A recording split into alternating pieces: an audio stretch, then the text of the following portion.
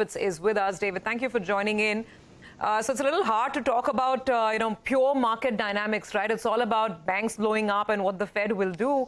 But I mean, help us look at the market X of some of these issues, because the fears, at least for now, seem to be subsiding. We had a very volatile move in oil prices over the last week, 10 days. Where do you think perhaps things can settle? Look, certainly, yeah, we've seen a volatile markets as we've seen prices not only in the oil market but in the gold market as well reacting to either positive or negative news and not reacting in a minor way. We've actually seen some major falls across both those asset classes. We did see Russia come out and indicate that it's not going to do anything in terms of at this point in time to lift production. So that certainly has put somewhat of a firmer footing under the oil price, and we did see on that news that reaction coming through on the positive side. Look, overall, one would have to suggest that you've still got to look at what's happening in China. As that country continues to open up, we will see further demand coming out of there. That demand at this point in time is probably not quite fully covered by supply, and that we believe will certainly continue to support the oil price. However, in the very, very short term, we still have the concerns around a recession, and of course we're watching what the Federal Reserve, as Manisha just mentioned, what the Federal Reserve will do in terms of their action regarding interest rates in that country. So look, overall, there is still probably a downside premise to the oil price, with the fear of that global recession still hanging there. But of course, we're well aware that the Federal Reserve may pause come this April, and if that's the case, that might reverse that feeling fairly quickly. So overall, expect volatility, perhaps with a little more of a downside to it as well.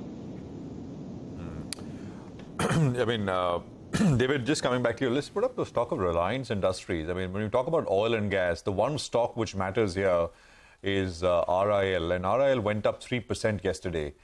Now in the margin, it's a little mixed. I mean, there's no clear answer in terms of whether the stock benefits when prices are high, underlying oil prices are high or low, because they've got the refining business and they've got an exploration business as well. Although the exploration business is smaller, much smaller as compared to the refining side of things. But that's the one to watch. Oil marketing companies, by the way, have also done well. For them, it's, of course, clearly positive when oil prices go south and not higher. David, in the physical market, there is no tightness, right? I mean, in the oil markets. Look, one would have to suggest that at the moment, yes, and we've seen this because oil is well off its highs that we saw last year, so that would suggest that there is certainly physical supply available.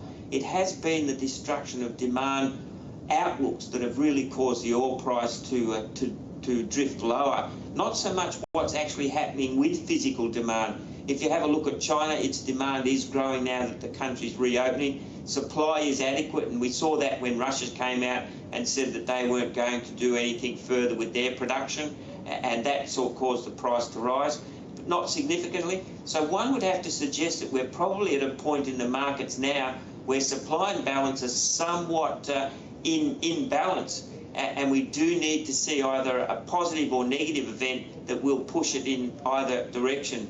And at this point in time, as I've suggested, we do believe that there is still that downside risk with recession still hanging over the global economy.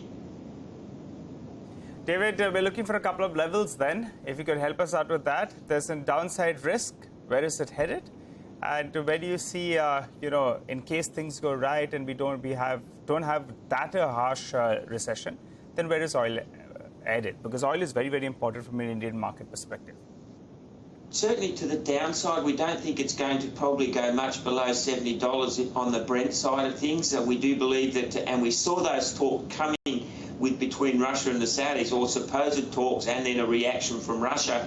We do believe at those sorts of levels we will see OPEC and OPEC members in Russia certainly discussing ways in which to lift the oil price. So that we believe is probably the floor. If we see it go below that, those meetings will definitely occur.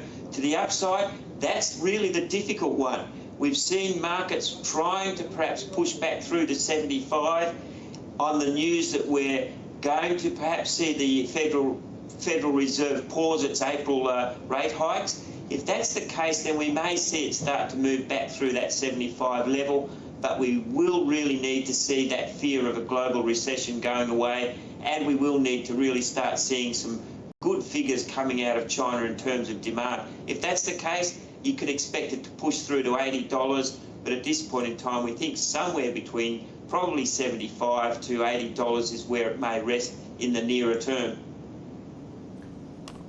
Okay, all right, David, we will wrap it up on that note for today. Thank you very much for joining in and giving us some sense on where the market perhaps could head. That's a word on oil. By the way, folks, are you looking at those flashes on our screens? Pretty interesting. And this is coming in from, a U.S. government report saying crypto assets have no intrinsic value, artificial scarcity to support prices. That's a lot of hard talk. I wonder how the crypto market's going to react to that. They got in touch with Charlie.